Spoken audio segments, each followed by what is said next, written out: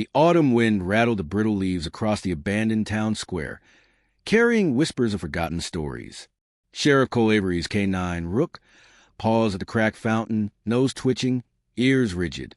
Something beneath the moss-stained stones called to him, an urgency that unsettled even Cole.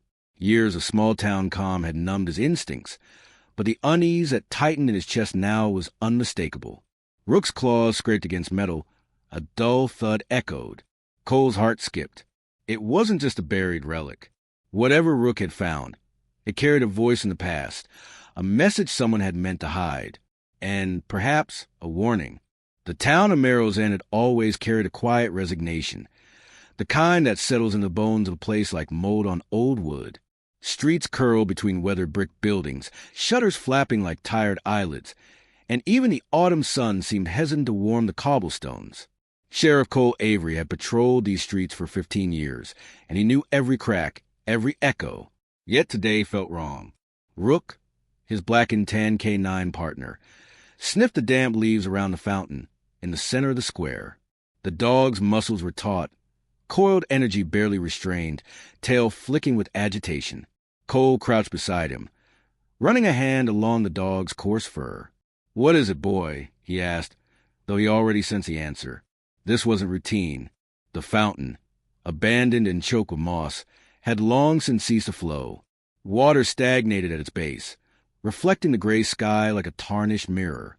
Rook pawed at a jagged stone near the bottom, scratching relentlessly until Cole noticed the edge of metal buried beneath decades of debris. Heart hammering, he knelt fully, brushing aside dirt and leaves. There was a small rusted tin box, the kind used for keepsakes or letters meant never to be opened. Cole's fingers trembled slightly as he pried the lid. Inside, folded papers yellow with age rested carefully, almost reverently. He unfolded the top sheet, eyes narrowing at the meticulous handwriting. It was a note, a message written in a hurried scrawl. "If you find this, know that not all of us survived. Trust no one from the town council. Look for the truth buried where the shadows fall longest." Cole's pulse quickened. Shadows had always been long here in Merrill's End, stretching across the square in strange, unnatural ways at dusk. He felt Rook stiffen beside him, the dog's gaze fixed on a fountain as if expecting something or someone to emerge. He pocketed the note, glancing around the empty square. The wind rattled the shutters of the abandoned bakery across the street, carrying a faint smell of burnt sugar and mildew. A place like this, he thought, could hide anything, and maybe it had. The town council had ruled Merrill's End for decades, quietly suppressing rumors of disappearances, of children who vanished without a trace. Cole had always suspected more than a few coincidences, but he lacked evidence. Until now, he called in the discovery over the radio, keeping his voice steady even though adrenaline licked at his nerves. "Dispatch, this is Avery. Found something. A time capsule, maybe? Letter inside. Possible historical significance. Need backup for retrieval and inventory." The voice on the other end was clipped but professional. "Copy that, Sheriff. Backup en route. ETA 10 minutes. Cole looked down at Rook. "Stay close, boy. Don't touch anything else until we know what we're dealing with." The dog obeyed immediately, tail low but still twitching in anticipation. There was intelligence in Rook's dark eyes, a sharpness beyond instinct. He could sense danger or the truth better than any human. The 10 minutes stretched like hours. Cole paced the square, glancing toward the courthouse. Its clock tower, frozen at 3:15 for as long as anyone could remember, cast a long shadow over the plaza. He thought of the note's warning. Look for the truth buried where the shadows fall longest. Could it be referring to the tower? Or the fountain? When Deputy Lena Harlow arrived, Cole felt a flicker of relief. Lena had been with him for 5 years, competent, unflinching, but she had a sharp edge to her that Cole had never fully trusted. She approached quickly, boots crunching on wet leaves, eyes scanning the square as if she expected trouble. "Sheriff," she called, kneeling beside him. "What do we have?" Cole handed her the note without a word. She read it, brow furrowing. "This is old. Very old." "Decades," Cole said. "Could be 50, maybe 60 years. Whoever wrote it Something terrible must have happened here. And the council, they don't want it found. Lena's lips pressed into a thin line. You think it's connected to the disappearances? Cole nodded. I know it is. This town hasn't been honest about what went on here, and it's time we find out why. They lifted the tin carefully, placing it in a brown evidence bag. Rook stayed vigilant, ears swiveling, nose twitching, as if guarding the secret now in their hands. As they returned to the sheriff's office, Cole's mind raced. Every familiar street now seemed ominous, as if the town itself were watching, waiting to see what they would uncover. He had spent his life enforcing law here, but the law had never touched the darkness hidden beneath Merrill's Inn's quaint facade. In the office, they spread the contents of the box across a desk. Several letters, faded photographs, and a small key lay there. Each letter told a fragment of story. Names, places, half-finished thoughts, panic underlined by fear. One photograph showed a group of children standing in front of the fountain decades ago, all smiling. Yet one child's eyes seemed wary, aware, almost accusatory. Cole's stomach twisted. He recognized the child. Not personally, but from the town's old records. The boy had vanished a year after that photograph was taken. No trace, no explanation, nothing, except whispered rumors the council had silenced. Someone buried all this intentionally, Lena said softly. They wanted it to survive, hidden for someone to find. But why now? Cole's eyes fell on the small key. Its metal was worn smooth, the design intricate. He turned it over in his hands. Whatever this unlocks, it's part of the same story. And I have a feeling it's not meant for us to see just yet. Hours passed. Rain began to patter against the office windows, soft at first, then heavy, as if urging them to hurry. Cole looked at Rook, who had curled at his feet, yet one eye remained open, scanning. The dog had an uncanny sense of timing, a perception Cole had learned to respect more than most human instincts. A sudden knock at the office door startled them. Lena jumped slightly. Cole's hand instinctively went to his holster. "Sheriff, someone's here," Lena whispered. Cole opened the door. Outside stood a man in his late 40s, soaked from the rain, face drawn, eyes darting nervously. He wore a jacket too thin for the weather, hands shaking. "Sheriff Avery?" the man said, voice low. I heard about the discovery." Cole raised a brow. "And you are—" "Elliot Kane," the man said. I lived here a long time ago. I know what's in that box." Cole felt a shiver. Lena's hand rested lightly on her holster. "Know or think you know?" Elliot swallowed hard. "I know, and you shouldn't open everything. Some things, some truths are dangerous. People died for them, and some people still want to keep them buried." Cole's eyes narrowed. "And why come forward now, after all these years?" Elliot hesitated. Then he said something that made Cole's blood run cold. "Because someone is watching. And the K-9, he isn't the only one following the trail." Cole looked down at Rook, who lifted his head and growled softly. The low, guttural sound resonated with an almost human wariness. Cole's stomach tightened. He had thought this would be a quiet investigation into history. Instead, it was becoming a hunt, and the prey might very well be him. The man's words lingered, heavy in the small office, as the rain pounded against the windows. And somewhere in Merrill's End, Cole sensed, shadows were lengthening, just as the note had warned. He looked at Lena, at Rook, at the letters on the desk. The past had been waiting, and now it was awake. The rain had stopped by morning, leaving Merrill's End glistening under a pale, diffused sunlight. Wet leaves clung to cracked sidewalks, and the air smelled of damp earth and rust. Cole Avery's office was quiet, almost oppressively so, as he and Lena sifted through the contents of the time capsule. Each letter and photograph seemed to pull the town's buried past into the present, layering dread over familiarity. Rook lay near Cole's desk, ears alert, eyes scanning every movement as though he could detect the lingering presence of ghosts. Cole had always trusted the dog's instincts more than his own sometimes, and today he was grateful for it. Elliot Kane had left shortly after his warning, muttering something about someone watching and "the council never forgets." Cole had nodded politely, but the unease that settled into his chest refused to lift. There was something in Elliot's eyes, a mix of fear and guilt, that hinted at truths he hadn't spoken. "Sheriff," Lena said quietly, holding up one of the letters. "This one, it mentions a child, names him directly, says he was taken for trying to tell the truth." Her fingers trembled slightly as she traced the faded ink. And it wasn't just that year. There's a pattern. Every 5 or 6 years, a child disappeared. Always near the fountain or the old council hall. Cole frowned, flipping through another letter. The handwriting was frantic, almost illegible in places, as if the writer had been desperate to get something down before it was too late. The council knew. They always knew. And someone inside, someone alive today, has been hiding it. Rook suddenly barked sharply, ears pinned, hackles rising. Cole and Lena froze, eyes scanning the empty office.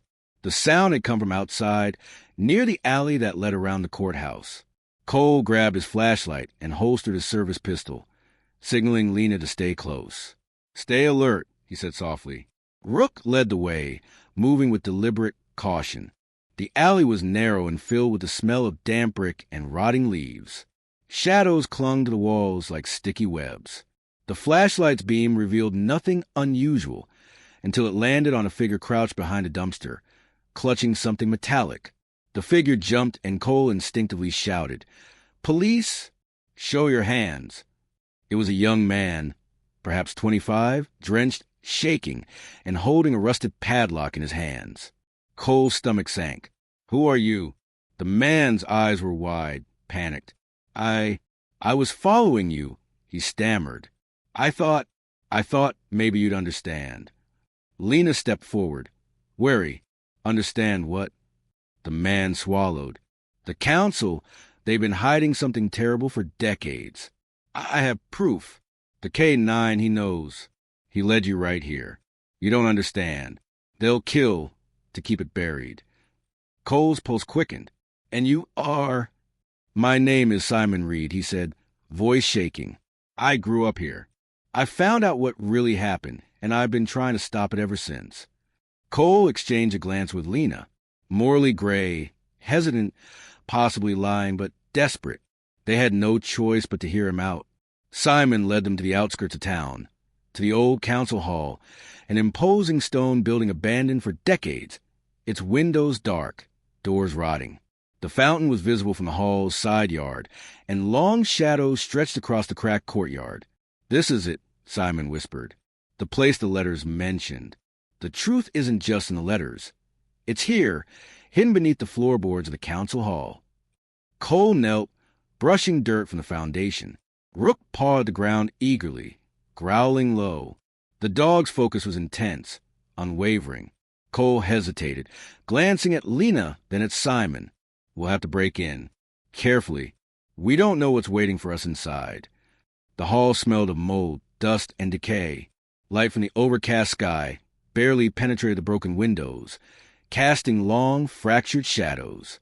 Cole and Lena moved cautiously, Rook leading, his nose twitching at every corner. Simon showed them a section of floor where it would seem slightly raised. "Here," he said. The letters mentioned a hidden compartment. "My father tried to open it years ago, but he disappeared before he could."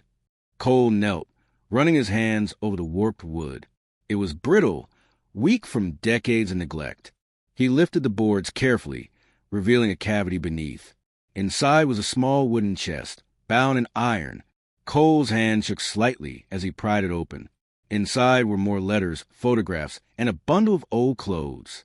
But the centerpiece was a small diary, its leather cracked and worn. Cole picked it up gently, feeling the weight of the past pressing against him. The first page was written in a shaky, almost childlike hand. "They watch. They know what we do. But we must remember. The truth must survive, even if we do not." The entries described children being taken from their families, threats from the council, and a network of hidden witnesses who had tried to keep records of the atrocities. Cole read aloud fragments, the room growing colder with each sentence. Lena's hand trembled as she touched a photograph. It showed a group of children standing in the fountain courtyard, smiling, but the eyes of one child were hollow, haunted. "It's like they were trying to warn someone or themselves," she whispered. Suddenly, The sound of footsteps echoed behind them. Heavy, deliberate. Cole spun, gun raised, but saw nothing.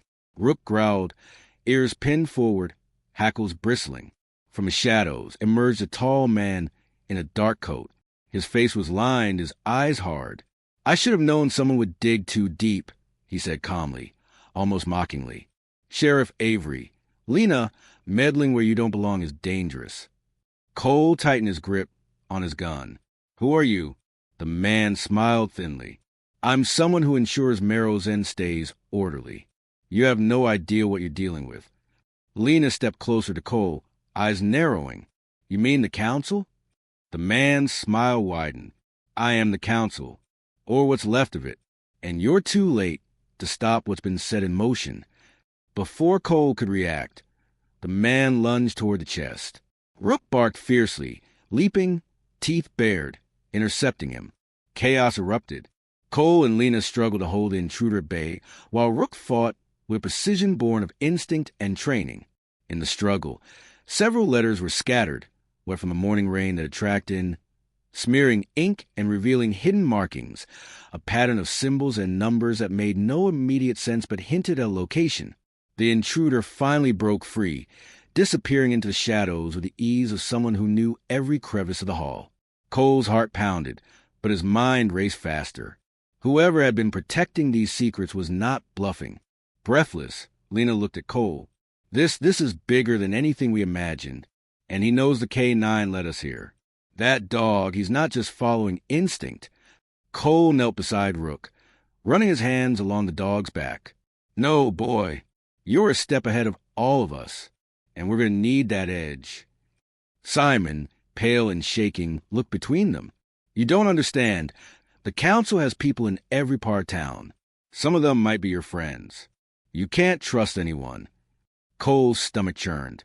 The betrayal felt personal, almost suffocating. He thought of the deputy who had left him alone during a case years ago, the council member who had smiled as children were taken. And now, the secrets of Merrill's End were spilling into the light, demanding accountability and revenge. The three of them, Cole, Lena, and Simon, sat in the ruined hall, Rook lying between them, listening intently. Outside, the autumn sun broke through the clouds, casting long, fractured shadows across the courtyard. It was beautiful and terrifying all at once. A reminder that some truths, once unearthed, could never be buried again. Cole opened the diary again, running his fingers over the pages. A name jumped out at him. A name he knew, a name he had trusted. Betrayal settled in his chest like ice. He looked at Lena, whose expression mirrored his shock and dread. "We're going to have to go deeper," Cole said quietly. "And I'm not sure we'll like what we find. But someone has to see this through." Rook lifted his head, ears twitching, eyes fixed on the darkened corners of the hall. It was a silent acknowledgement. The hunt was only beginning, and somewhere in the shadows of Merrill's End, the council was already watching, waiting, and planning. Night fell over Merrill's End like a heavy curtain, swallowing the streets in black velvet and cold silence. The wind whispered through empty alleys, stirring fallen leaves into ghostly dances. Sheriff Cole Avery walked alongside Rook, the dog's leash taut in his hand, toward the old council hall. Lena and Simon followed, their faces pale in the weak glow of their flashlights. The diary and letters were packed carefully in a satchel, their secrets ready to be confronted. Cole's heart pounded with every step. The council's reach had always been rumored, but tonight he felt its full weight pressing down. Every creak of the boarded windows, every distant rustle of leaves, carried the promise of unseen eyes. He glanced at Lena. Her jaw was set, eyes scanning the darkness, but Cole could feel the tension coil beneath her composed exterior. "We need to be careful," he said quietly. "If anyone's still alive from the council, they'll know we're here." Rook growled low, ears pricked forward, and Cole knew the dog understood exactly what he meant. They approached the courtyard where a fountain had stood for decades, now a dry, moss-covered relic. Cole's mind replayed the letters, the photograph of the children, the diary entries. They watch. They know what we do, but we must remember. Simon's voice broke the silence. "There's a tunnel beneath the council hall," he whispered, pointing to a section of the foundation. I found it years ago. It's how the council moved things. Bodies, records, everything. That's where they hid the worst of it. Cole examined the foundation. A faint line in the dirt indicated a concealed entrance. With a grunt, he pushed aside the debris, revealing an iron grate, old and rusted but intact. Lena knelt beside him, examining it. We'll need to be fast. If anyone comes. Rook will alert us, Cole said, and the dog barked in affirmation. They opened the grate, revealing a narrow tunnel descending into darkness. The air was damp and cold, carrying a smell of earth and decay. Cole turned on his flashlight and led the way, Rook moving confidently ahead, sniffing every crevice. Lena followed, then Simon, their breaths echoing in the tight space. The tunnel twisted and turned, forcing them to crouch, crawl, and sometimes stumble over loose stones. At the far end, they reached a rusted door, padlocked but weak with age. Cole pushed it open carefully.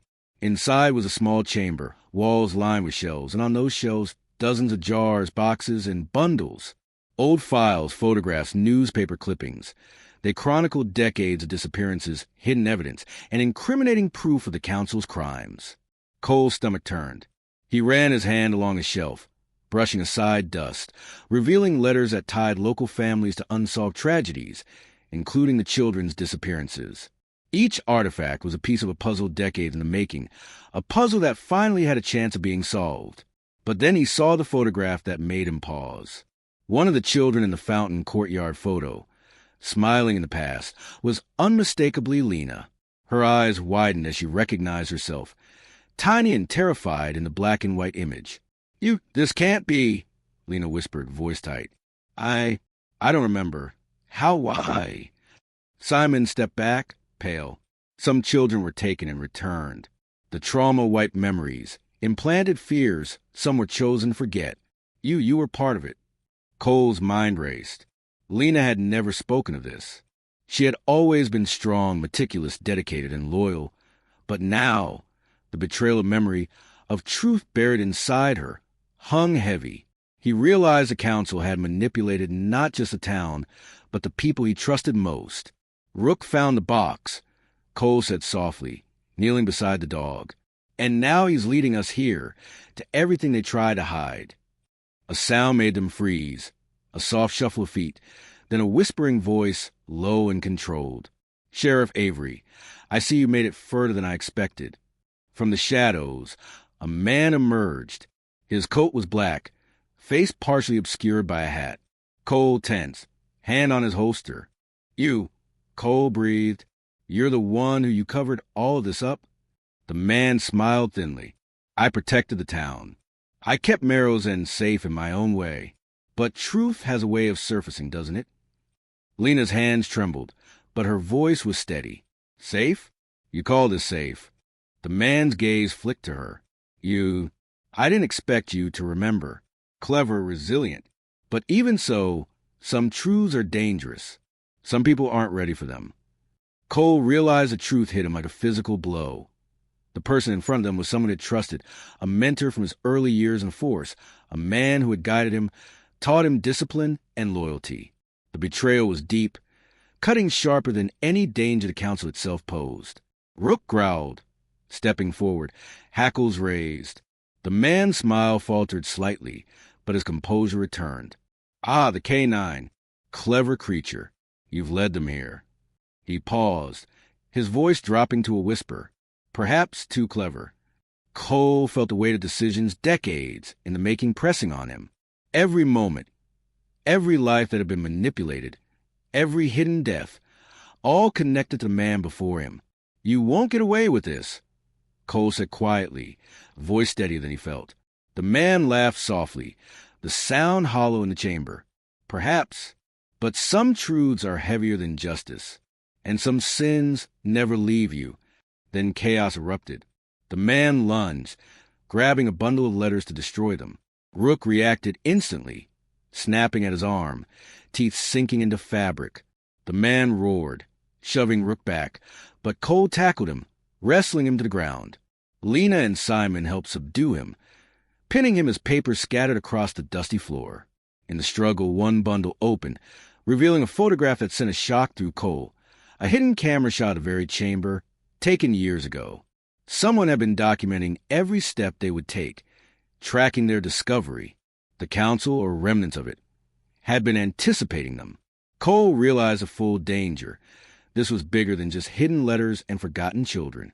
Someone alive in the present had orchestrated a surveillance network, watching every move, manipulating events from the shadows.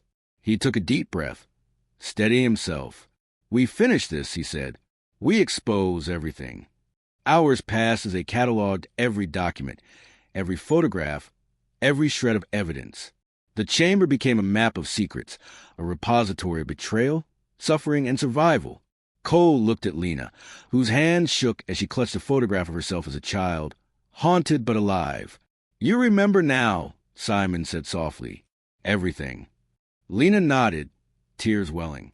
"And I hate them for taking from me, for trying to make me forget who I was." Cole put a hand on her shoulder. "They can't take the truth now. Not from us. Not from anyone." The first light of dawn crept through the broken windows, illuminating the chamber in a pale, golden glow. Shadows retreated, leaving the room bathed in quiet clarity. For the first time in decades, the truth of Merrill's End was tangible, undeniable. They emerged from the council hall, carrying the evidence, carrying the weight of the town's history, but also carrying the knowledge that they had survived, remembered, and reclaimed their agency. Rook padded beside Cole, alert but calm, as if acknowledging that his work had guided them safely through the shadows. Cole paused, looking at the town below. The streets were empty, still, but they felt different now. The shadows were still long, but they no longer hid the truth. Lena turned to Cole. "What now?" Cole exhaled, shoulders heavy but resolute. "Now, we make sure everyone sees what really happened, and we make sure it never happens again." Rook nudged Cole's hand with his nose. The dog had found a message, guided them through danger, and stayed loyal through betrayal and fear. Cole looked down at him, a mixture of gratitude and awe in his eyes. "Good boy, Rook. You led us through the darkness." Simon Reed looked at them both, silent for a long moment, then nodded. Some truths, they survive because someone refuses to bear them again. The three of them, with the K9 leading the way, walked into the emerging sunlight. The town's past had been unmasked, the council's grip broken, and though the scars will remain, so would the knowledge that justice and truth could prevail. And in the quiet of the morning, the wind whispered across Merrill's End, carried with a sense of closure, a fragile peace, and a lingering memory of shadows finally confronted.